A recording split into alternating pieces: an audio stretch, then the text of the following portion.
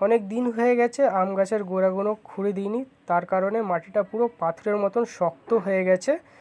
তো বর্ষার আগেই আমি এতে গোবর সার দিয়েছিলাম, তাও কয়েকটা ডালপালা বেরোচ্ছে। তো আরও ডালপালা বেরোনোর জন্য মাটিটা খুঁড়ে দিচ্ছি, তাহলে গাছ অক্সিজেন পাবে, নতুন ডালপালা ছাড়বে আর গোড়াটাও ভালো হবে, নতুন শেকড় গজাবে। তো তার সাথেই বাগানে চোখ পড়ে গেল আর একটা গাছে মালবেরি, দেখছি হয়ে আছে কয়েকটা, ভালোই হয়েছে।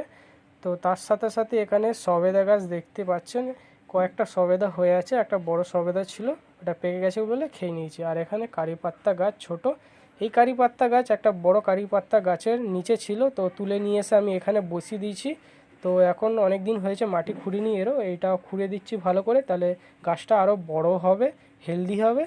তো তার সাথে পাশে একটা লঙ্কা গাছ আছে, এটা খুঁড়ে দিচ্ছি, এটা কালো লঙ্কা গাছ, কয়েকটা লঙ্কা ছেড়েছে, তো তার জন্যে খুঁড়ে দিলাম ভালো করে গ্রো হবে বলে।